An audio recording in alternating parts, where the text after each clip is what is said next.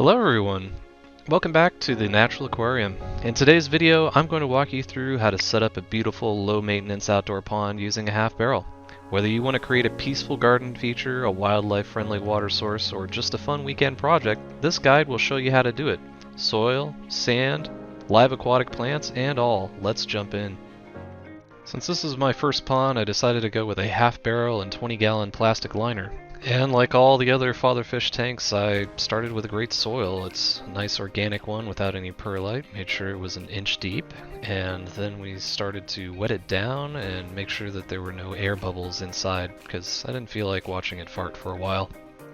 You'll note that I'm using the lid of the bucket to make sure that the water doesn't splash all the soil around the sides, because that would eventually create a mess when I fill it up with more. And now we get to that good stuff, the sand, of which I needed to add a 2-inch layer because I had 1 inch of soil. And remember, you always want to keep that ratio no matter what your fatherfish tank is. Whether it be a pond or otherwise, it needs to have a 1 to 2 ratio. So if you're going to go with a 1/2 inch of soil because you're doing a small aquarium, you're going to need a full inch of sand on top of that. One thing you'll note is that I didn't add any supplement to this particular one. Well, my working theory was that it is a pond and it is outside, and so therefore there would be lots of things falling in.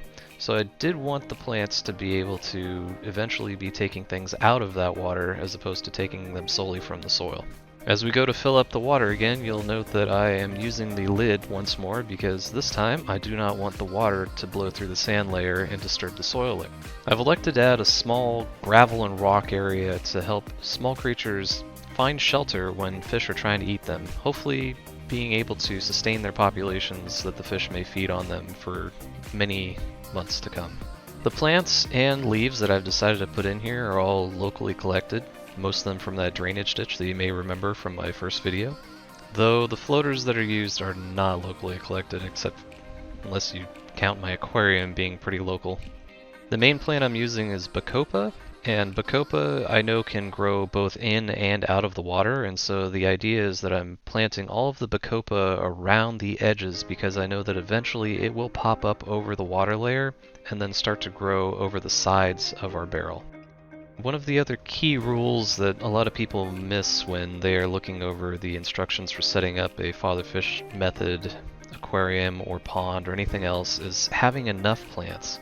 I'm actually going a little bit sparse here, but that's because I end up adding more later. But the idea is that you want to cover at least 50% of the substrate with just plants. And small lesson learned on those floaters that you're seeing, they are Amazon frogbit. While they did great over the entire summer, over the winter they ended up dying off, and I no longer have any in the outdoor pond.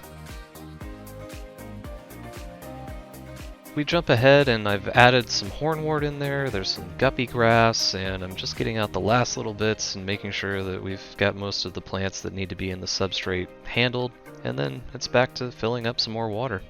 Minus the frog bit, which was just an extra from my aquarium that I knew I could use when setting up the pond because they would soak up a lot of nutrients.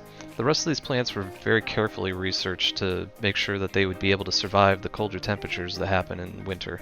A little reminder, hopefully you know your water, and if it's chlorinated or otherwise, hopefully you're dealing with that, and that way any living bacteria that may already be on those plants or that substrate or anything natural that you're using will be able to survive, and you won't have to worry about wiping them out and starting from scratch again.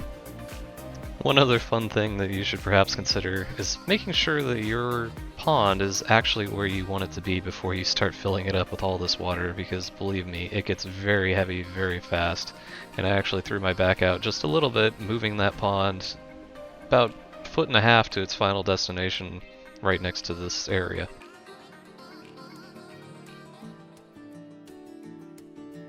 And here we are, the pond's finished. Here's what it looked like on day 1. And over time I added some fish, different plants, and biodiversity took over. The heat of the sun made everything grow great, and eventually the seasons changed, and here we are after winter.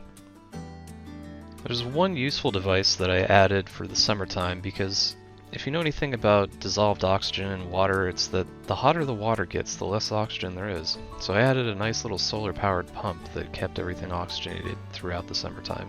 And this is the pond 1 year later, from March to March, set up in spring, here back to spring again. The next consideration about placement is making sure that you have the right amount of sun. Too much sun, you're going to have algae everywhere, and too little sun, your plants aren't going to grow, now are they? So I'm going to illustrate with a simple diagram here. One small thing you can do if you have a patio is to make sure that you are using the passive heating features of your home, that lovely little awning that you're seeing here, to block out the sun when it is hottest during the summer, but yet allow it to reach the pond during the winter. This is all due to something called axial precession, which gives us our seasons in the first place, and it all has to do with how direct the sun's rays are in relation to the surface of the earth. Other things to consider might be the local wildlife. Do you want to encourage them to come up into the pond and go down at their own leisure? Otherwise, you could go ahead and make sure that you snip the parts coming outside, allowing them to do so. And you should probably also consider the interaction of the plants inside of the pond, whether or not your floaters are going to block out too much light or just enough to hopefully discourage some algae growth if you're receiving too much sun. Other things to consider are things that drop into your pond that you didn't necessarily want to drop in, like leaves if you have a tree nearby, or other things.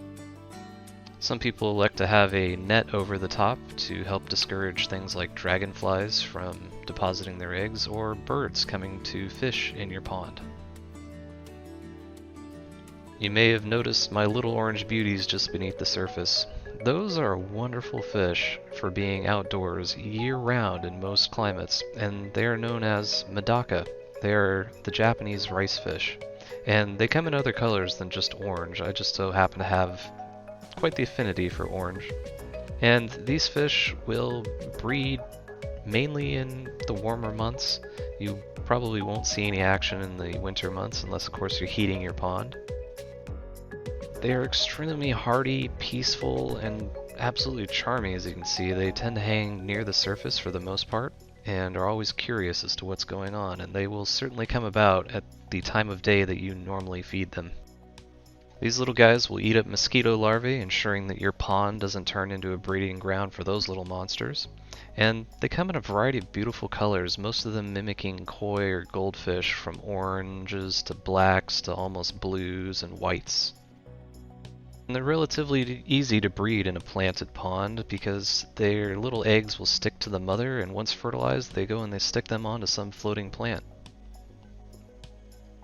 The pond is also stocked with other things such as bladder snails, scuds, daphnia, copepods, all of which you don't normally see because the fish do keep them at bay. Most of them would be hiding underneath floating masses, sometimes down at the bottom. The star of the show, bacopa, did the best at weathering the winter, and again is a plant that's probably pretty easy to find near you.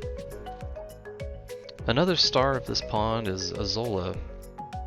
I happen to get this from a guy who grows giant vats of it outdoors year-round, so I knew it was going to be good. Another plant that managed to survive the winter was our rotala here. As you can see, it's just now starting to grow new bits on top because the sun has come back to full glory. As we peer through the green water, there's also some dwarf sagittaria that happen to make it through the winter as well, and I'd recommend it. Elodia, or anacris, however you wish to call it, is also a great pond plant and can easily be floated anywhere in the pond. Even guppy grass managed to survive the winter, though I had been actively wiping it out because it tended to grow a lot faster than the rest of the plants. One winter loser, along with the Amazon frogbit, was Salvinia. Unfortunately, it just didn't make it through the winter time as well. The cold was too much. One plant that I'm unsure of that you'll see floating here is the giant duckweed. I added that because I had an overabundance in my aquarium. The main reason I added this was because I knew that it would start taking some of the nutrients out of the water. Fortunately, as you can see, the water is a little greener than most people would like it, but it's perfectly fine, safe for your fish. The reason it happened was twofold: a die-off of plants over the winter and me giving away some to my brother-in-law. And here we are just a week later, and already those plants have done their work cleaning up the green. And that's it. A gorgeous little outdoor pond that you could invite to your patio, balcony, or backyard. If you like this video, of course, please give it a thumbs up.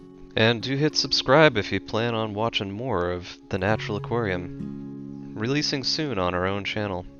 I'd also love to hear about your pond experiences down in the comments below.